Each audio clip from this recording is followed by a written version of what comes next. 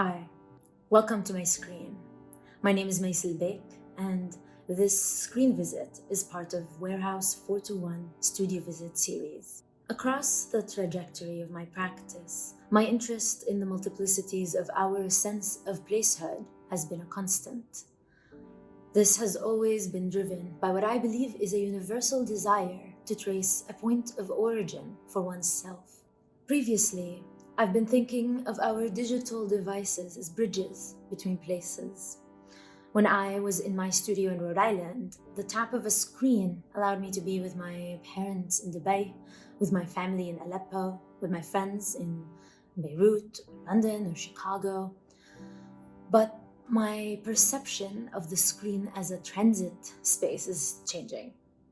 The idea that it is just a surface of in-betweenness or a mere portal from one place to another just doesn't ring entirely true anymore. That this overwhelming digital existence is only a temporary state until our current situation is resolved feels like denial. My screen has grown into its own geography, and its spatiality is affecting my practice profoundly. I've come to think of my screen as my studio over the past few months, as I, along with everyone who was lucky enough to be able to hunker down, stayed inside, and hid from the spreading pandemic.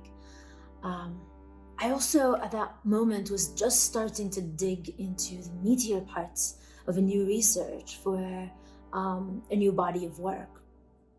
I'm part of Tashkil's critical practice program, and so I was really lucky to still have a show to work towards and two advisors that I could do regular check-ins with.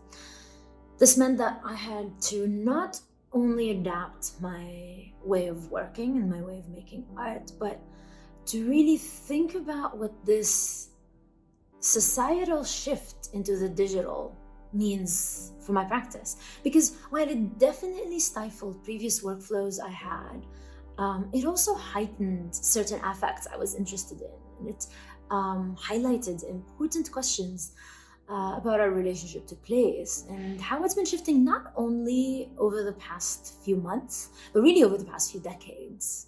Literary sources have always played a big role in my practice. I often think through questions of distance and of multi-presence in the context of language. Contemporary Palestinian literature is an especially interesting case study. Two main genres have been identified by critics in Palestinian literature through the place in which they are produced, through their place of origin. First is literature from within, from inside Palestine, also termed literature of resistance, as well as literature from without, literature of exile. I had found myself much more attracted to a literature of resistance rather than exile, despite the latter's direct relevance to my lived experience. I found myself thirsty for the words that grow out of that land. I thought if I couldn't touch the soil, at least I could taste its fruit. In this way, literature was a portal, the poetic flora of a place, a bridge that takes me to it. And in a sense, literature was to my practice what screens have been to my personal life. But along with thinking myself out of the idea of screens as transitory, I've also been trying to think myself out of any transitory relationship to place. These days, I am much more interested in honoring the time we spend in exile, be that digital exile or otherwise. And so I'm trying to think through our corporeal relationship to place, with the body's full weight pressing down on earth. I'm thinking of this intimate relationship it develops with a geography just by virtue of residing on it. I think the legitimacy of such a relationship runs in parallel to the legitimacy of my screen as my studio. I hope you enjoyed this visit, and I hope to see you in my studio again.